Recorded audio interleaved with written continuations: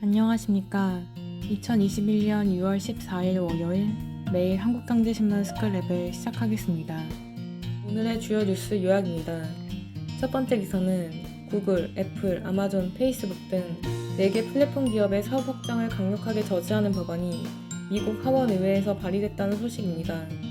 이들 4개 회사가 강력한 플랫폼과 자금력을 바탕으로 끝없이 사업을 확장해 나가며 새로운 기업들의 탄생을 막고 있다는 여론이 일었기 때문입니다. 해당 법안은 크게 5가지 갈래로 준비되어 있습니다. 그 중에서 가장 강력한 권한이 부여된 것은 플랫폼 독점 종식 법안입니다. 빅4 테크 기업들이 자신의 플랫폼을 사용하는 경쟁사에 불이익을 줄 가능성이 있는 이해관계 상충이 발생할 경우 미국 법무부 또는 경쟁당국이 빅테크 기업들을 쪼개거나 해당 사업부를 강제 매각할 수 있는 권한을 부여하고 있습니다. 예를 들어 아마존이 전자상권의 플랫폼을 운영하고 있는데 자체 제작 상품을 자사 플랫폼에 올려서 판매한다면 이런 이해관계 상충이 발생할 수 있습니다. 자사 제품을 더 우대하면서 자신의 플랫폼에 제품을 올리는 참여자 제품을 홀대할 수 있기 때문입니다. 애플 역시 앱스토어라는 플랫폼을 운영하면서 자체 제작 소프트웨어를 앱스토어에 올리고 있기 때문에 자신의 생태계 참여자들과 경쟁하는 입장이기도 합니다. 이 법안은 마치 일반적인 상업은행과 투자은행 분리를 의무화한 1933년의 글라스 스티걸법과 비슷하다고 미국 언론들은 보도했습니다. 이 밖에도 이번 법안에는 빅4가 이미 확보한 자금력, 데이터, 시장에서의 위치 등을 활용해 추가적 성장을 꾀하는 것을 막는 내용이 포함되어 있습니다. 예를 들어 구글, 애플, 페이스북, 아마존이 확보하고 있는 데이터를 다른 플랫폼으로 쉽게 이전시키는 것을 의무화하는 내용이 포함되어 있습니다. 개인들이 구글에 저장되어 있는 데이터를 통째로 다른 플랫폼에 이동시키는 작업을 매우 쉽게 해야만 한다는 의무를 빅4 회사들에 부과하고 있는 것입니다. 강력한 자금력을 활용해 잠재적 경쟁사를 선제적으로 인수하는 것도 어려워집니다. 법안에 따르면 빅4는 타사를 인수하려면 반독점법에 위반되지 않음을 스스로 증명해야 하기 때문입니다. 두 번째 기사는 스마트폰으로 보는 LG U+ 모바일 TV에서 TVN 등 국내 최대 콘텐츠 기업 CJ ENM의 실시간 방송이 모두 중단됐다는 소식입니다. 콘텐츠 사용료 인상률을 두고 충돌한 두 회사가 이견을 좁히지 못한 채 협상기한을 넘겼기 때문입니다.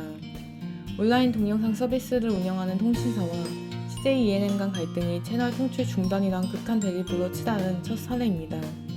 사태가 장기화되면 시청자 권리가 훼손될 수 있다는 비판도 나오고 있습니다. CJ는 정상화를 위해선 대폭 인상이 필요하다고 주장하는 반면 LG는 전년 대비 175%에 달하는 비상식적인 인상률은 받아들일 수 없다며 맞서고 있습니다. 플랫폼과 채널 운영자는 프로그램 사용료와 채널 편성 계약을 해마다 체결합니다. OTT를 운영하는 통신사들은 그간 인터넷 TV, 즉 IPTV 콘텐츠 사용료의 덤격으로 OTT 콘텐츠 사용료를 정산해왔습니다. 그러나 코로나19 이후 OTT 시장이 폭발적으로 성장하면서 상황이 달라졌습니다. 매출이 늘어난 만큼 콘텐츠도 제값을 받겠다며 CJ ENM이 분리 협상을 요구한 것입니다. 이번 갈등은 다른 OTT 플랫폼과 IPTV 등으로 확전될 전망입니다. CJ ENM은 KT, SK 브로드밴드, LG U+ 등 국내 3대 IPTV 업체와도 콘텐츠 정산 기준을 두고 대립각을 세우고 있습니다. 한 PP 관계자는 미디어 시장의 콘텐츠 영향력이 커지면서 각 업계에서 콘텐츠 사용료 재정산 요구가 줄줄이 이어질 수 있다고 말했습니다. 세 번째 기사는 검찰 안팎에서 유죄 판결이나 재판 없이도 범죄 수익금을 환수할 수 있는 독립 몰수제를 도입해야 한다는 주장이 꾸준히 제기되고 있다는 소식입니다. 현행법상 재산 몰수는 부가형입니다. 법원이 최종 유죄 판결을 내려야 거기에 더해 범죄 수익 몰수가 가능합니다. 따라서 범죄자가 해외로 도주해 재판 자체가 불가능할 경우, 재판 도중 피고인이 사망할 경우, 유죄가 확정되더라도 법원이 별도로 추징을 명령하지 않을 경우 범죄 수익을 환수할 수 없습니다.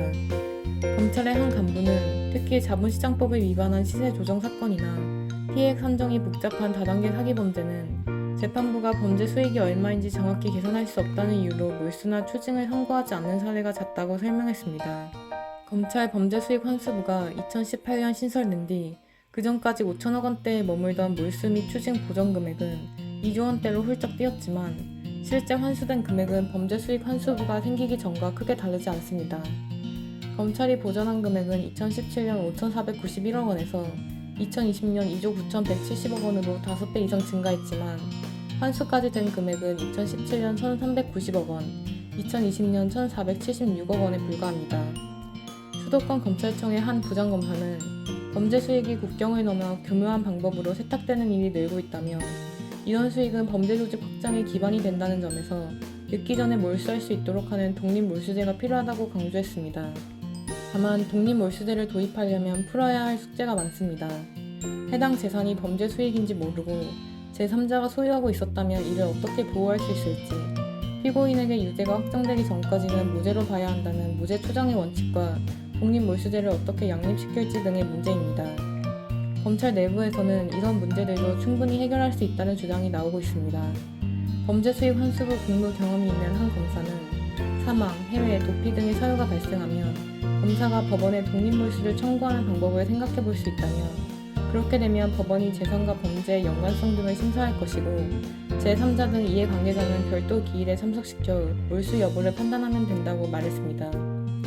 이어 부패재산몰수법 등에 따라 보이스피싱 범죄나 다단계 사기 범죄 등은 피해 재산을 몰수하기만 하면 피해자에게 돌려줄 수 있다며 그 속도를 높이기 위해서라도 독립몰수제 도입이 필요하다고 덧붙였습니다. 그럼 이상으로 오늘의 매일 한국경제신문 스크랩을 마치겠습니다. 들어주셔서 감사합니다.